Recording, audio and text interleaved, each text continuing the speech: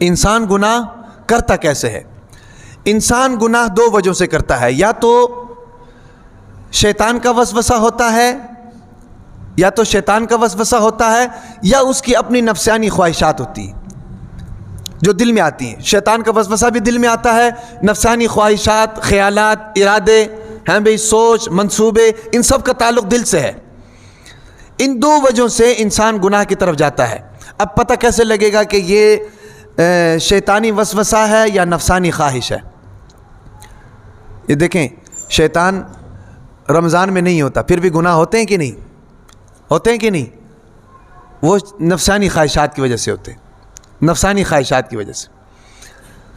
تو دو چیزیں ہیں جو انسان کو گناہ کی طرف راغب کرتی ہیں، ایک شیطان کا وسوسہ ہوتا ہے، دوسرا نفسانی خواہشات۔ اب ان دونوں میں فرق کیا ہے، شیطانی وسوسے میں اور نفسانی خواہشات میں؟ آدمی کو پتہ کیسے لگے گا کہ اس کا دل گناہ کی طرف جا رہا ہے؟ آیا یہ شیطان کا وسوسہ ہے یا میری اپنی خواہش ہے؟ اس کو پتہ کیسے لگے گا؟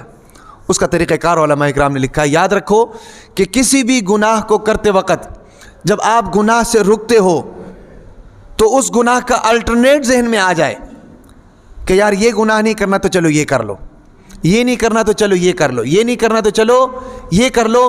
جب اس قسم کے خیالات ذہن میں آ جائیں تو اس کا مطلب یہ ہے کہ یہ شیطانی وسوسہ ہے۔ یہ کیا ہے؟ شیطانی وسوسہ ہے۔ امی پیسے نہیں دے رہی، کیا کریں؟ امی کے ساتھ بدتمیزی کرتے ہیں، پھر بھی پیسے نہیں دے رہی۔ اب شیطان ذہن میں ڈالتا ہے کہ چلو چوری کر لو، چلو چوری کر لو۔ باپ نے قمیض لٹکا کر باپ سویا ہوا، چلو قمیض سے نکال لو۔ تو یہ اس گناہ کا کیا ہے؟ الٹرنیٹ ہے، اس کا متبادل ہے۔ شیطان اس کو سمجھا رہا ہے۔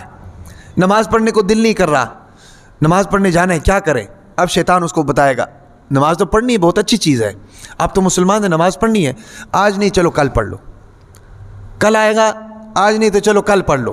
اس طرح ہو کے اس کو ڈیلے کرتا جائے گا، کرتا جائے گا، کرتا جائے گا۔ اس کے ذہن میں یہ خیال آنا ہی بند ہو جائے گا کہ بھی نماز کے لیے جانا ہے کہ نہیں۔ اب یہاں پر دیکھ لو، اذان ہوتی ہے، کسی کے کان پہ جوں تک نہیں رینگتی ہے، کسی کو خیال ہی نہیں آتا کہ بھی اذان ہو رہی، نماز پڑھنا ہے۔ سمجھ آ رہی کہ نہیں؟ تو یہ کیوں ہو رہا ہے؟ جب ایسی صورتحال ہو کہ گناہ کا الٹرنیٹ آتا ہو، یہ گناہ نہیں کرنا تو یہ کرو، یہ گناہ نہیں کرنا تو یہ کرو، تو اس کا مطلب یہ ہے کہ یہ شیطانی وسوسے ہیں جو آپ کو متبادل راستے بتا رہے ہیں، کسی نہ کسی طریقے سے آپ کو گناہ کے اندر مبتلا کرنا چاہ رہے ہیں۔ سمجھ آ رہی کہ نہیں؟ تو دوسری چیز ہے نفسانی خواہش۔ نفسانی خواہش پہچاننے کا طریقہ یہ ہوتا ہے کہ انسان ایک گناہ کو کرنا چاہتا ہے اور اس گناہ کو کرنے کی ضد اس کے دل کے اندر آ جاتی ہے، تو اس کا مطلب یہ کہ یہ شیطان کی طرف سے نہیں ہے، یہ اس کے اپنی طرف سے ہے۔ کیوں؟ اس کی اپنی طبیعت ہے۔ انسان کی طبیعت کے اندر ضد موجود ہوتا ہے، کبھی کبھی وہ ضد منظر عام پر آ جاتا ہے۔ تو جب گناہ کی طرف دل کرے اور دوسرا متبادل گناہ اس کے ذہن میں نہ آئے، اسی گناہ کو کرنے کا دل کرے، تو اس کا مطلب یہ ہے کہ یہ شیطانی وسوسہ نہیں بلکہ اس کی اپنی نفسانی خواہشات ہیں۔ سمجھ آ رہی کہ نہیں بات؟ نفسانی خواہشات۔ اب دل کے اندر بہت سے خیالات آتے ہیں، دل کے اندر بہت سے خیالات آتے ہیں۔ بعض مرتبہ انسان اس پر عمل پیرا ہو جاتا ہے، بعض مرتبہ انسان رک جاتا ہے۔ رکتا اس وجہ سے کہ وہ سوچتا ہے کہ یار آیا یہ شریعت کا طریقہ ہے کہ نہیں۔ کاروباری معاملات ہوتے ہیں، بہت سی ایسی چیزیں ہوتی ہیں، ڈیولپمنٹس ہوتے ہیں، انسان کرنا چاہتا ہے، تو انسان سوچتا ہے کہ یار یہ میں کروں گا تو یہ حلال ہے یا حرام ہے، اس کے بارے میں سوچتا ہے کہ نہیں، جائز ہے یا ناجائز ہے، اس کے بارے میں دل میں خیال آتا ہے۔ بہت سے لوگ ایسے ہوتے ہیں، یا کوئی بھی کام کرنا چاہتے ہیں، دل میں خیال آتا ہے، کوئی بھی معاملات کرنا چاہتے ہیں، دل میں خیال آتا ہے۔ یاد رکھیں، اس کا بہترین طریقہ کار یہ ہے، اگر پتہ نہیں ہے نا جی، اگر پتہ نہیں ہے تو پھر سب سے پہلے اس چیز کو نوٹ کیا کریں کہ آیا وہ کام شریعت کے طریقے کے مطابق ہے کہ نہیں ہے۔ آیا وہ کام اپنے خیالوں کو اور اپنے سوچوں کو شریعت کے ترازو پر پہلے تول کر دیکھا کریں کہ شریعت کے طریقے کے مطابق ہے کہ نہیں ہے۔ اگر شریعت کے طریقے کے مطابق ہے تو پھر اس کو کرنا چاہیے، باعث ثواب ہوگا، شریعت کے طریقے کے مطابق کرنا چاہیے۔ اور اگر شریعت کے طریقے کے مطابق نہیں ہے تو پھر اس سے رک جانا چاہیے۔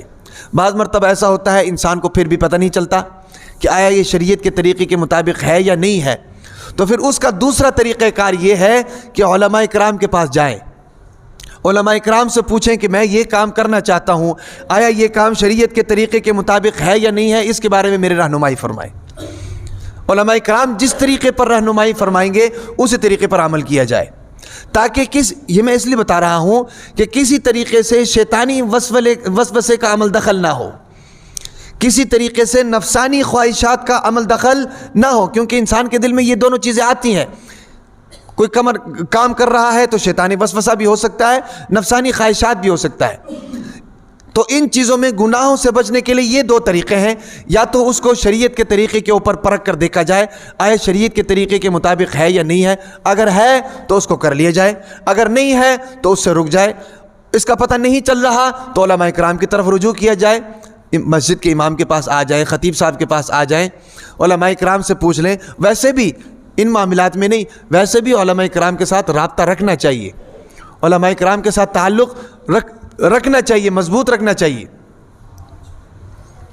ایک میں بات آپ کو بتاؤں، زندگی میں ہم ہر ایک کے ساتھ تعلق رکھتے ہیں، ہر ایک کے ساتھ، لیکن بدقسمتی یہ ہے کہ علماء کے ساتھ تعلق ہمارا مضبوط نہیں ہوتا۔ علماء کے ساتھ یاد رکھو، علماء کے ساتھ تعلق رکھو، آپ کی دنیا بھی سنور جائے گی اور آپ کا دین بھی سنور جائے گا انشاءاللہ۔